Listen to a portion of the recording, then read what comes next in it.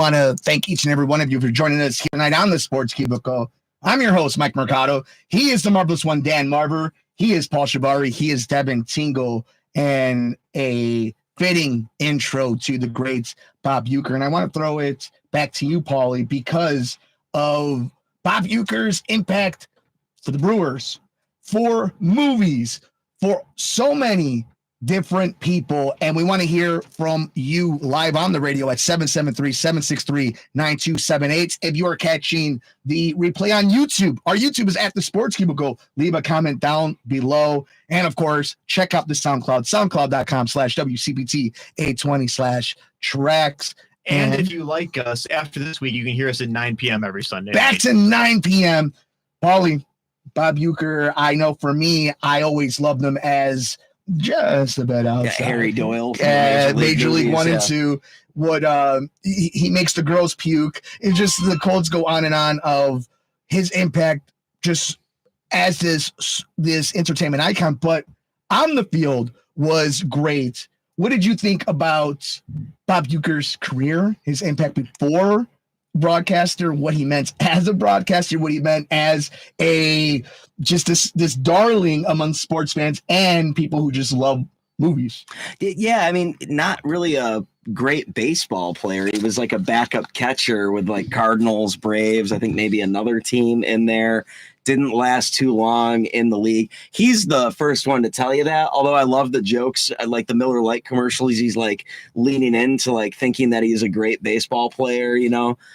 His Hall of Fame speech was hilarious because he's like, you know, personally, it's not sour grapes, but I thought I should have gotten in as a player, but you know, that's just me. The humor, the sense of humor was always great. And it's like the first quote that came to mind was, what's the easiest way to catch a knuckleball? We'll just wait for it to stop rolling and pick it up. You know, I always liked how he would talk about like, you know, the Braves had it was $5,000 for me to play with the Braves straight out of high school, which my father didn't have that type of money, but he came up with it, you know, like saying that, yeah. His upbringing, how he talks about that. But born and raised in Milwaukee and got to play a little bit in his city and then come back and broadcast. I think once the Brewers came around, I think it was like 1971 or something like that when he started broadcasting for them and went all the way through to 2024. Unfortunately, his last call was the Pete Alonso home run in game 3 of the best of 3 series in Milwaukee. And it was the go-ahead home run. I mean, you could just kind of hear the joy before that, Milwaukee thinking that they're going to finally advance to the next round, you know, like where they haven't been able to get out of that in a few years. But then Alonso hits that home run, Mets end up winning the series, and you could just kind of hear the joy and the, you know, how stunned Uecker was in that call. And hearing it live, I was just a little heartbroken for him. And that thought did cross my mind. I was like, gosh, I hope this isn't the last game he ever gets to call, because I didn't know about the health problems. But 90 years old, you have to appreciate what you got. And hearing him call games, it was last summer, I made it a point to listen to him and listen to John Sterling with the Yankees, who retired. So it's, you know, that's like the end of an era when guys like that are no longer broadcasting. And it makes me think of like, who are the next old heads that are going to be the next wave? Because, you know, like I remember listening to Vin Scully not too long ago. Mm-hmm. You know, Bob Uecker. I'm trying. I know there's other people. You know, Mike Shannon of the Cardinals. You know, there's all sorts of guys that represent an era that's just gone. You know, because we've lost all of these people over the years, and Uecker kind of represented the last of that era. I'm so glad you brought up that feeling, that emotion, because baseball, unlike any other sport, and I love Kevin Harlan and I love how the NFL sounds on radio, but baseball on television and on the radio was your companion. It is your companion during the summer.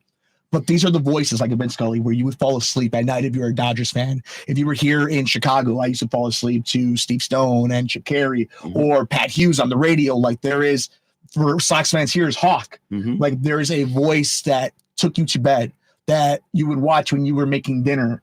And Bob Uecker, Vin Scully, the great announcers for the Yankees in the radio booth and on the television booth. Baseball is the ultimate sport where these people became your friend. They sat next to you in the car when you were listening to them on the headphones. When you were at the game, you missed what they said. You would go back to hear and hope that Harry Carey's great call would be on WGN late that night and news. That's what these names mean in baseball, because it's so old and it's been around so long, and these people have been around so long. We talked about it with basketball a few weeks ago. This sport, we constantly lose our legends because they've been around for so long. I just say, going back to that, Mercado, how many times you see in every baseball game the one old man who's got the radio with his headphones, even though he's there because he wants to hear the commentary. Yeah, I mean, for me, like Pat Hughes and the Ron Santo, when they drop the fly ball, oh no, for Monsanto, it's one of the things that just lives rent free in my head. Like, there is something to baseball and baseball announcers. Marver, I know this was something that you and I talk about every time we talk about the Cubs, and we're going to talk about the Cubs in just a little bit. I promise you that. The way baseball soundtrack matters, and a voice like Bob Uecker and his sense of humor, and how he was okay to be the joke, the Rodney Dangerfield, if you will, of baseball commentary. Your thoughts of losing a legend? Absolutely. 90 years old. He would have been 91 in a week. And in addition to being the announcer for the Brewers since 1971, he was on The Tonight Show with Johnny Carson 100 times, and he was coined as Mr. Baseball. And you talk about the knuckleball. Well, he was a catcher. He led the league in pass balls when he was catching Phil Niekro, a famous knuckleballer back in the 60s. So, and he mentored Pat Hughes and Len Casper, who are now the radio announcers here in Chicago. And like you said, he broadcast up until the final game against the Mets in October. And that was a crazy series, in that all three games had to be played in Milwaukee, and the Mets had just come off having to play a doubleheader in Atlanta due to Hurricane Helene. Mm-hmm. So it was amazing that the Brewers, with the home field and everything, didn't come through in that. So it was disappointing for him. I would absolutely listen to Uecker, particularly in the games against the Cubs, honestly. And, the signal comes in from WTMJ nice and clear up in the north suburbs. So his delivery was still, he didn't lose too much of his memory and his ability to do a game. He did home games only towards the end, but definitely a legend. And, there was even the famous saying, Uecker seats. He did a Miller Lite commercial where he was in the usher came and said, "You're in the wrong seat." And he says, "I must be in the front row." And then, of course, the famous, it's a little bit wide. Yeah, it's like I'm in the upper deck, like, he missed the tag. Right. And then his home run call, it was like something, get there. It's out. Get out. Get out of there. It's out of there, yeah. And it was his own way of, he actually, as a Brewer fan, I mean, he wasn't much of a screamer, honestly. He was really pretty steady in his broadcasts of the games, and very impressive. I mean, much like Scully, he broadcast to his 90 years, and then I guess I figured it would have been appropriate if he passed away in the booth, honestly. It seems like he lived for that, and you just imagine how somebody can, at that age, can keep going to the ballpark even. I mean, obviously the road trips became too much, but we didn't know about his health issues. He'd probably had some small cell lung cancer, that was not totally revealed. So, but he kept on going up until the very end. Very impressive career in terms of both, the broadcasting, his humor, and he had definitely a unique delivery and a unique way within both culture, as popular culture, as well as broadcasting. I think it's a wonderful testament that so many people know him for so many different reasons, and that he was able to cross so many different barriers and be so lighthearted and likable of it. And I think it's a testament to baseball, to great broadcasting, to how important these stories and storytellers are to the zeitgeist of sports fans and pop culture. So we lost a good one in Bob Uecker, and Major League Baseball will mourn his loss, and it'll be big feet, big shoes, a big spirit, a big personality to try to replace. But that's the magic of Bob Uecker. The ultimate joke he played on him. We won't be able to replace him, and he'll have the best seat in the house watching Major League Baseball and the LA Dodgers absolutely tear through them from above. R.I.P. and rest in power to Bob Uecker. But we keep things rolling here on the Sports Cubicle. I'm your host, Mike Mercado. He is Devin Tingle. He is the marvelous one, Dan Marver. He is Paul Chivari. And I think we're going to move on from Milwaukee, from nice memories, from some real heartfelt love to absolute disdain to what's going on at Wrigley Field. I think amazing. Cubs convention is always done right. They do a great job of introducing and showing their history with Aramis Ramirez, Kerry Wood. They go on and so forth. And this year was a big one. Sammy Sosa and Eric Lee were named Cubs Hall of Famers. And the big name in that sentence, Sammy Sosa is back. And I wanted to talk a little bit about Tom Ricketts and just kind of the amount of headbanging he has made Cub fans go through over the last few weeks. This is from Bob Nightingale. So this is a little bit deep into his article. Sammy Sosa returns to Chicago Cubs family after banishment. Quote, what took so long? Bob Nightingale over at USA Today. Quote, he's as important to that organization's history as anybody. Former Cubs GM Ed Lynch told USA Today Sports. Quote, you can't talk in the same breath about Sammy's impact on the franchise right along with Ernie Banks, Billy Williams, Ron Santo, Fergie Jenkins, Ryan Sandberg, and those guys. Quote, the Cubs owe him a huge debt of gratitude, and he should get a hero's welcome for all he did for the organization. He captivated the entire nation. He's one of the most important actors in play called the Chicago Cubs. Currently, there's no arguing that Sosa was the greatest slugger in the history of the Cubs. He hit 609 home runs, 545 in a Cubs uniform. The 7-time All-Star and MVP remains the only player in history to hit more than 60 home runs 3 times. He electrified not only the city, but the nation in the great home run race of 1998 that saved the game of baseball when he and Mark McGwire broke Roger Maris' home run record. Quote, he might have been the most famous athlete in the world in 1998, Lynch said.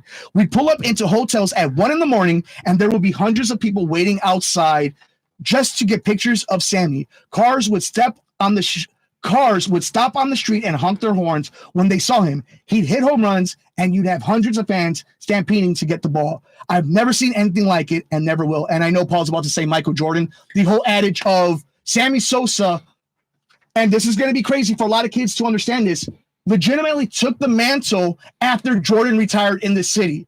That's how popular Sammy Sosa was to this franchise. So much so that he made them a multi-billion-dollar franchise. That was Sammy Sosa. Paul likes to make jokes about how empty those bleachers were. They weren't the minute Sammy Sosa became the star that he was. And in 2003, let's go back to 2001 when he was the one coming out with that American flag. Baseball put the camera right on him. That was the poster boy of Major League Baseball. 2003 had a lot of studs on that Cubs baseball team. Sammy Sosa was the focal point, the beloved superstar of that team. Paul, can you imagine if the White Sox had a slugger like Sammy Sosa on the team? No, don't do this. Don't do this to us.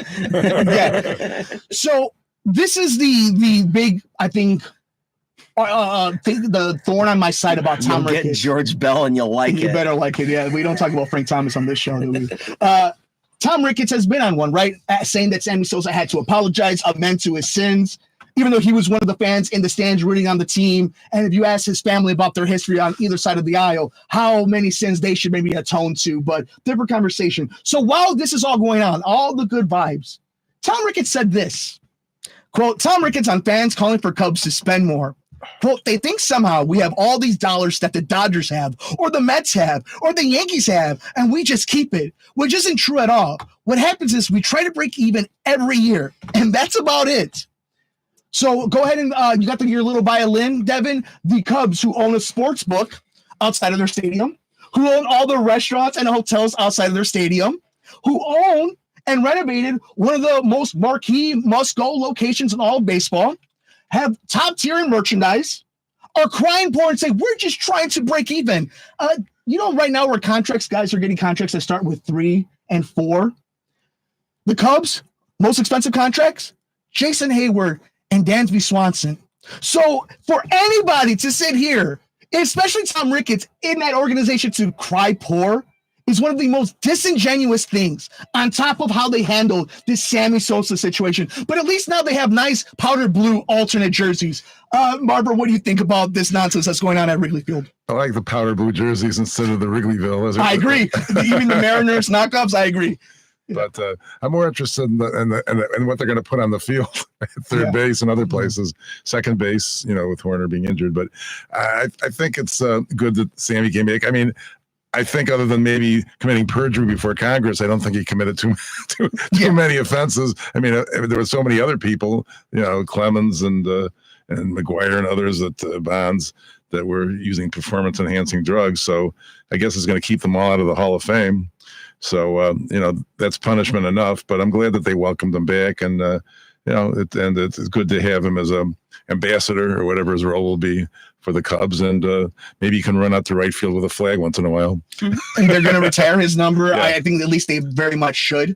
I think 21 should be retired at Wrigley Field. And I do love that Derek Lee, who was one of my favorite players, who had a great MVP run type of season, and I think 2004 was a great Cubs ambassador, great Cubs player, like as a representative of the Chicago Cubs was Derek Lee. So to see 21 and 25 going into the Hall of Fame, I think is pretty cool.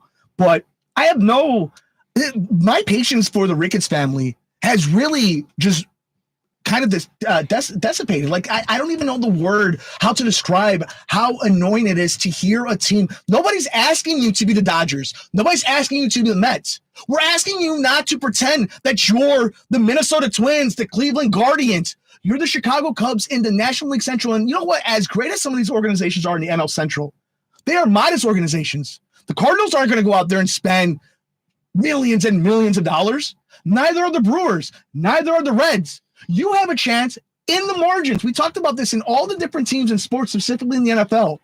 If you can find a way to win within the margin, that is the salary cap, how you can spend money, how money can put Band-Aids on things, on top of good scouting, on top of good development, that is your X factor as the top market, the top team in your division. That is what you're supposed to take advantage of.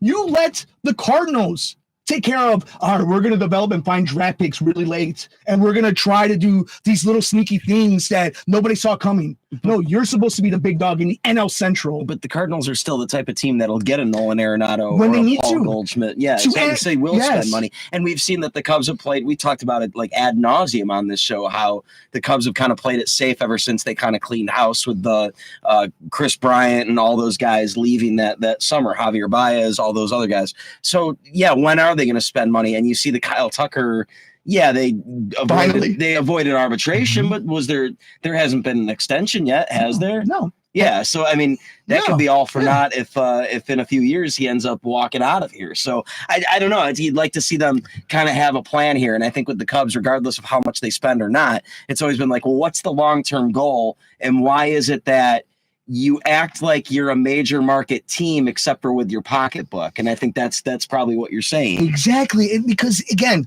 you don't have to go after every big name player, but you can't do nothing. But they were never in on Soto. They were never realistically on Shohei Ohtani. No. They were never realistically on Sasaki. And the problem is when you start living off of, we were at the table, that's what losers say. Bad organizations say, well, they were willing to talk to us. That's what the White Sox say. Good organizations finish the deal. And let's talk a little bit about what the Dodgers have done over the last few days. From just their pitching rotation, their bullpen, players that the Cubs were quote unquote in on, that they couldn't really not only seal the deal, but it never really felt that they were seriously in it. And again, I only blame Jed Hoyer and Carter Hawkins so much because they're getting these orders and they're going to put the best team they can out there. But this is why, and we're going to go to the Dodgers in a second. The minute they hired Craig Counsell and gave him that money, I 100% was on the bus of they hired this guy to get the best and overachievers from the back of people's baseball cards. Mm-hmm. They didn't get this guy to bring him superstars. They got him to get guys that he could get the best out of. Mm-hmm. So, like he did in Milwaukee. Bingo. So then you have the Dodgers, though. Yeah. Who just go crazy once again. And it was deferred money, the constantly deferring money, the Roki Sasaki contract, deferred money. Tanner Banks, we found out, deferred money. They just got him from the Padres or the free agent. So, I like it in one regard because I like the open market because, they can spend their money however they want. If it works, if it fails, just because they spend billions of dollars on baseball players doesn't mean they're going to win championships. But it helps, though, as we saw that they did win championships. Mm-hmm. And we saw, in years past, teams that do spend money like that tend to be winning teams, but at the same time, you have just what the Dodgers are doing are changing the entire landscape of this open market, and it's not fair. There's no way you can say that you can balance this and make this fair for a smaller team. So I like it in one regard because it's exploiting the open market. You know, you kind of see this with soccer. Erling Haaland signs a 10-year deal with Manchester City, and he's going to make like $400 million a week or $500 million a week, something ridiculous, like that. And that's the direction things are going. Contracts are only going up in price. So you would like to see the Cubs, be able to compete with that. But at the same time, what the Dodgers are doing, how could a team compete with that? Regardless of how rich you are, it's really maybe only the Mets, only the Yankees are the teams that are able to really do what the Dodgers are doing. And then I was talking to Devin off the air about this concept, though. In order for any major change to happen in Major League Baseball that would prevent teams from being able to do this deferred contract type of business, you'd have to find at least 7 owners that basically you need 25 owners that'll go for it. So the way I was thinking, instead of trying to find the 25 teams that would go for a change like that, think of the 7 teams that wouldn't want to go with the change like that, or they think it would be 7 teams, 24-6. So you'd need at least 7 teams to vote that down. And I'm thinking, the Dodgers, the Yankees, the Padres, the Giants, the Mets, the Phillies. Can we find one more? Is there another one? The Braves? The White Sox, even though they never do it. But again, we were joking about that Jerry Reinsdorf strikes me as the type of owner that would vote down something that tries to be a fair play type of thing, regardless of the fact that the White Sox would never use something like that. A team that's never even spent more than $75 million on a contract, or $100 million. What's the largest contract the White Sox have ever spent? Andrew Benintendi. Yeah, and then and that's not a lot of money. So that was the joke that we had, though, that it would be like, it leaveth the White Sox be an organization that would be like, no, we don't want to see anything change. But they've got to do something, because I don't see how this is fair to defer money so backlogged, so after the fact. Bobby Bonilla is one thing, $1 million a year. Yeah. When you're talking about like tens, hundreds of millions of dollars, when are they going to declare bankruptcy? I think we saw, like with the Padres, they had a point a year or two ago where they couldn't afford to pay some of the guys. And it's like, well, wait, you can't just, like they would never let you do this on the level of us, schmoes like us, to bite off more than we can chew with a loan. You know what I'm saying? Like, I'd love to live in that mansion, but I don't have enough collateral. Well, we'll just give you this loan anyway, and we'll see how it works out for you. Well, you're going to be filing for Chapter 11 eventually. So that's no more. I don't think the Dodgers are going to be in that much of dire straits, but at the same time, that this could be something where years down the road, they have to default on these loans, and it's going to be like, oh gosh, I guess we didn't know that we didn't have that much money. And it's like, yeah, we could have said something back in the day and prevented this.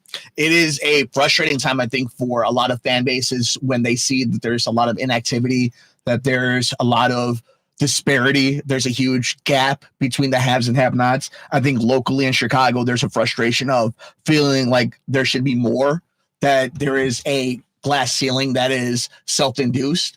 And to Paul's point, can anybody overcome what the Dodgers are doing? No.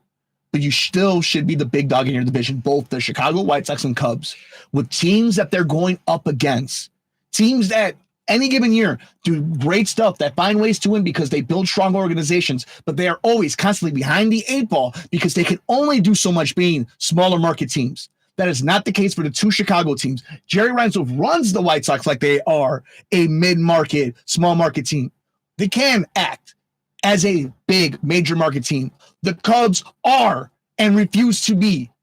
These are organizations that we see locally that have an opportunity to take advantage of where they're located at right now. Nobody's asking you to have the biggest salary cap, the salary of any team in Major League Baseball.